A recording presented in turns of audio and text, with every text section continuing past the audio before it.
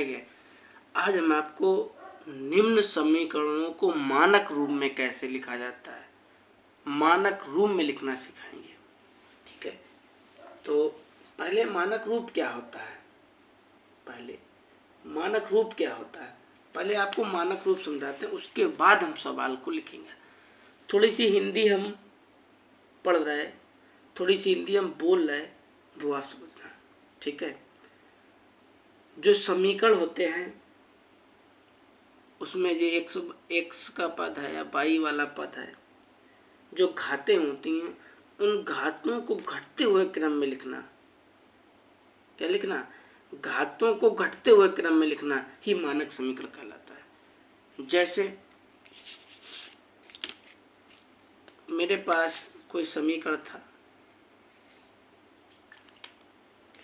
मेरे पास कोई ये समीकरण था,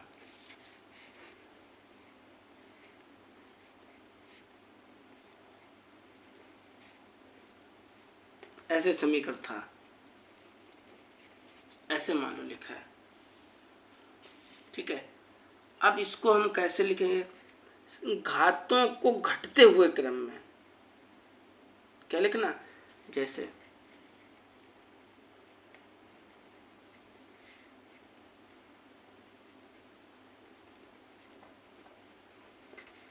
ये हमारा होगा मानक रूप। समझ गए? ये हमारा होगा मानक रूप। मानक रूप कहो या व्यापक रूप कहो, इसे दो नाम है इसके। ठीक है, तो समझ में आ गया। अब इस समीकरण को आपको मानक रूप में लिखना है, तो इसे कैसे लिखेंगे? तो आपके समझ में बिल्कुल आ गया होगा। डाउट क्लियर हो गया? जैसे देखो,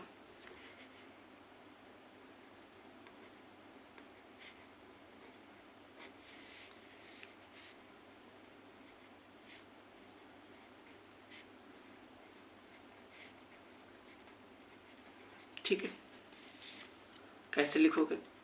घात ही लिखी, इस घात को पहले लिखो। लिख लिया। अब यहाँ पे इसके ऊपर कुछ घात नहीं है, कुछ घात नहीं होती तो उसके ऊपर एक घात होती है। अगर कोई घात नहीं है तो कितनी घात होती है? एक घात होती है। तो कितना लिखोगे?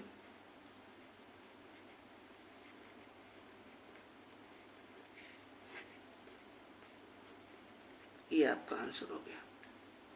समझ गए? ये आपका मानक रूप हो गया। दूसरा क्वेश्चन देखो क्या है।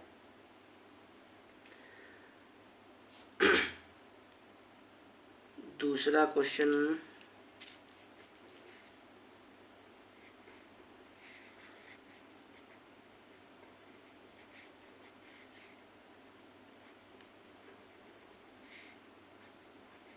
ऐसे लिखा है, इसको आपको मानक रूप में लिखना है। तो ये भी बहुत सिंपल है, ये भी बहुत सिंपल है, बस ऐसे ही लिख दीजिए आप।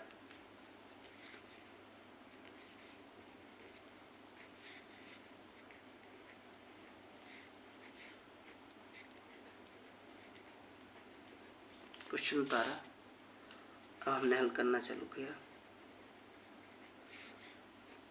4x को ऐसे लिख दिया, ये 1 इधर लाओगे तो माइनस का हो जाएगा। यही आपका मानक रूप हो गया। देखो, इसकी घात 2 है, इसकी घात कुछ नहीं है तो 1 होती है। 1 लिखो, लिख दो, ना लिखो कोई बात नहीं। ठीक है, तो ये आपका मानक रूप कहलाएगा और आपका मानक रूप में हो गया। ठीक है, अगला 3rd नंबर का क्या है भाई? 3rd नंबर का सवाल है,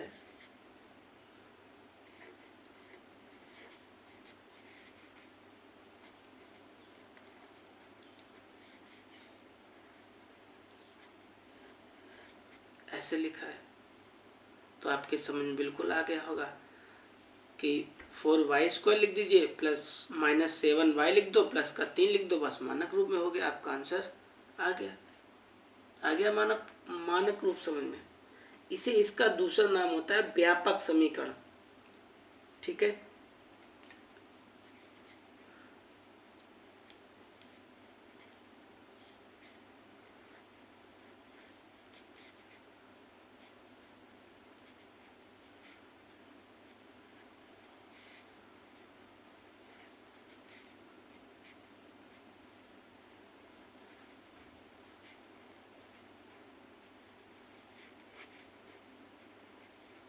आंसर आ गया आपका। कुछ नहीं करना है आपको, जो सबसे बड़ी घात हो आगे लिख दो। जो सबसे बड़ी घात है, सबसे बड़ी घात 2 है, 2 लिख दी। उसके बाद इसकी घात 2 हो गई, इसकी घात 1 है, 1 लिखी नहीं जाती है, लिख दो ना लिख दो कोई बात नहीं, और ये अचर पद लिख दो, बस हो गया आपका मानक रूप। अगला सवाल भाई क्या है? 4 नंबर का।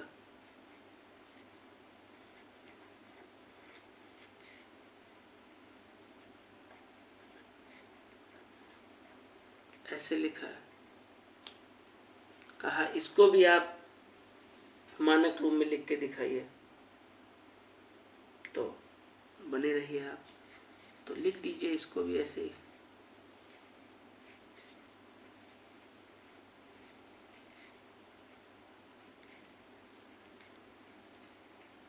ऐसे लिखा ना,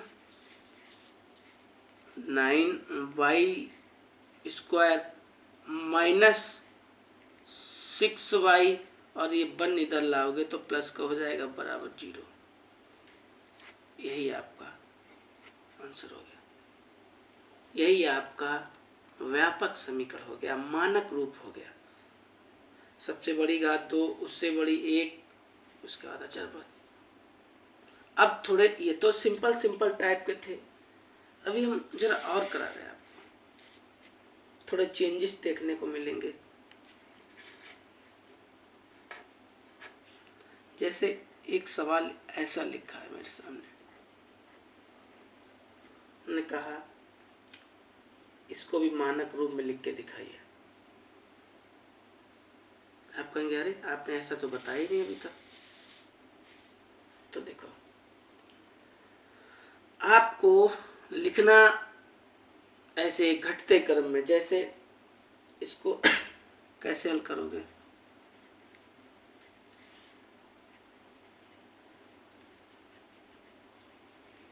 ऐसे लिखा है तो इसे ऐसे लिखो,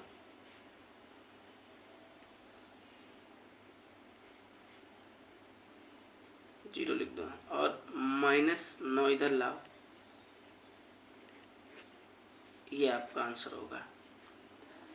जब हम 0 का गुणा किसी भी संख्या में करते हैं, पूरी संख्या हो जाती है 0, तो जब इसका 0 में गुणा होगा तो पूरा क्या हो जाएगा? 0। ठीक है, और इसकी घात 2 है, इसकी घात 1 है, उसके बाद अचर। यही आपका मानक रूप हो गया। तो ये सवाल आपको देख के थोड़ा वो लगा होगा।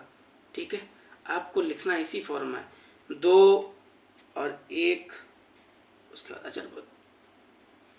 ठीक है, तो अगला भाई क्या है? अगला क्या है?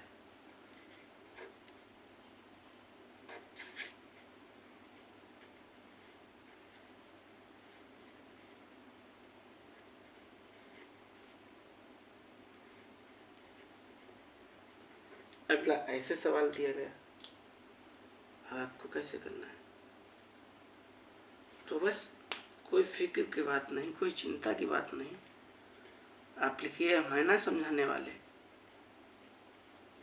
अच्छा, इतना स्लो मौसम में समझाने से समझ में आता है। हमारी वीडियो धीरे ही, बड़े धीरे समझा के बनाते हैं।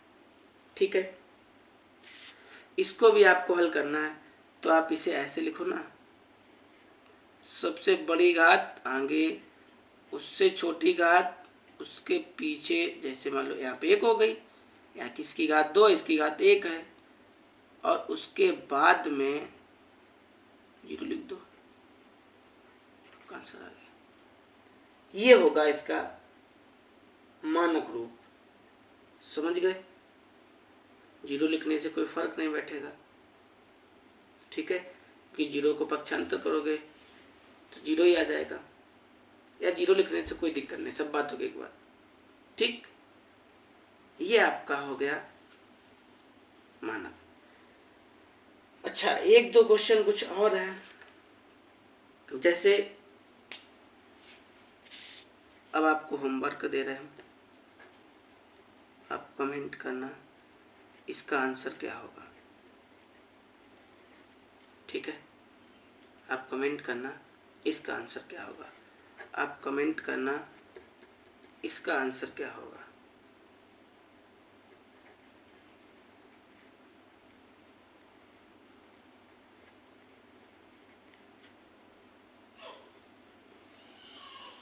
ठीक है, हम आप जब टाइम मिलेगा तब आपके कमेंट पढ़ेंगे, ठीक है।